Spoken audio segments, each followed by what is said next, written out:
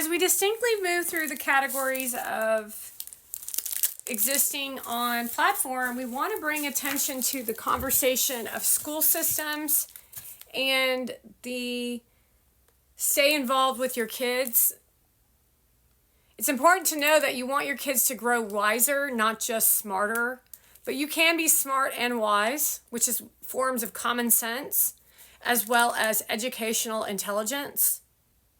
And along with those two forms, you develop yourself in emotional intelligence of self-reliance. And then you create a foundation worth structure. That's structure. It's important that if you are not getting what you need from your school system, which none of us are, nobody is benefiting from this form of school system, even the private schools. It is literally bleeding into all of our lives, whether you have a child in private school or public school. When Mona Van produces a piece of content with a short skirt with her vajayjay hangs out the bottom. It's very important to understand that that woman is a nasty piece of shit. She's a horrible, horrible human being, and it's all over internet, and nobody seems to want to acknowledge, one, what she's done to me, and two, what she's doing to you. While the government has a hand in it, by the way. The Democrat government has a hand in it. And she's like okay with it. That's the worst part of all. Your children are involved in this. No, your children are involved in it, but your youngest children are being victimized by it. Whatever the malfeasance, misfeasance, or nonfeasance of the people in charge of your child's public school, the ultimate responsibility for child's education rests with you, the parent. Make sure the job gets done one way or another, and that's your responsibility. So malfeasance, misfeasance, and nonfeasance, those are bad words. That's intent of your school systems. It's important to know that it's important to have two parents in the home. The increasing absence of fathers in the home have been linked to teen promiscuity, teen substance abuse, and teen suicide. Father's involvement seems to be linked to improved verbal problem-solving skills and higher academic achievement. Several studies found that the presence of a father is one that determines a girl's proficiency in math. This is very important. Women are very emotional and annoying as shit, and men are the structure, and there's your evidence. And one pioneering study showed that along with paternal strictness, the amount of time fathers spend reading with them was a strong predictor of the daughter's verbal abilities. For sons, the results have been equally striking. Studies uncovered a strong relationship between fathers involved in math abilities of their sons. Other studies found a relationship between paternal nurturing and boys' verbal intelligence, which also is emotional intelligence, so you're not drama queen, whacked out pieces of crap. Teach your child virtues, values, and character, which are faith, patriotism, self-reliance, self-control,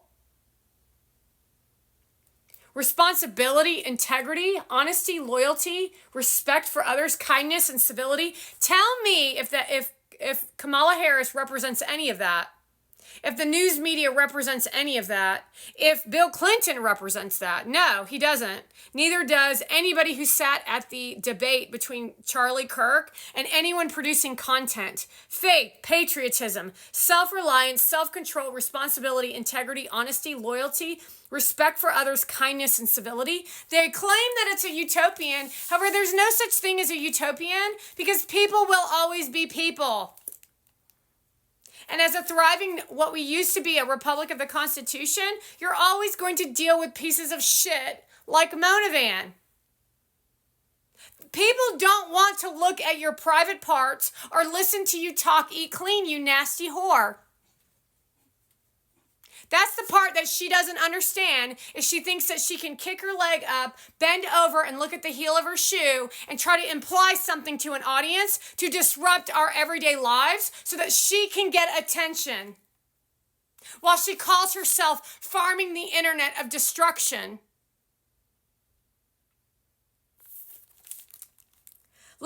know that America was built on a foundation of faith, liberty, and equality of opportunity for Americans. That's why we're American. Because you conform to what I just told you. Not multiculturalism, not political correctness, and not equality of outcome or income, to be honest with you. On January 11th in 1989, when Ronald Reagan left the White House, he spoke to eating dinner at the table. Not out at a restaurant. No, dinner in your home where your mother or your grandma or some woman or father as a partnership cooked dinner and you sat at the table and you conversated. And that makes American a stronger nation, yet you don't see the simplicity and the importance of that conversation of what I just had. You want to live in utopian by throwing money at the problem. This is not what the education is for. Education should not teach how to function in society, how to read and appreciate literature, how to understand the place in history, how to appreciate the mental discipline of math, how to make wise and responsible choices, how to sift through new ideas and to separate the good ideas from the bad. That is what education is for.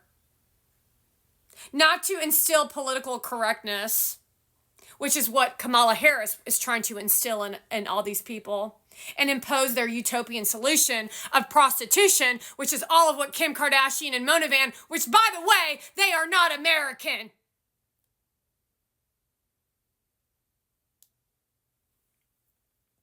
The OBE is a representation of George Orwell and Aldous Huxley, The End of Civilization, which is all of which the Clintons, Obama, Mona Van, and Kamala Harris are trying to put upon all of us while they all work together to abuse the nation, while you sit there and say, well, I just want to be happy,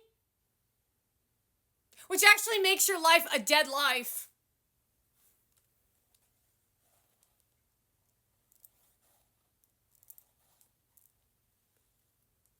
Liberals seek to change society through political manipulation, indoctrination, big government control, and a complete takeover of the educational process. Conservatives seek to change society by setting out school free, by maintaining academic liberty and choice, by returning schools to local control, and by fighting bureaucratic intrusion into the schools and the family, the New World Order, or the shining city on the hill. Where would you rather raise your children? So that would be very similar to what Donald Trump did with ABORTION, would it not?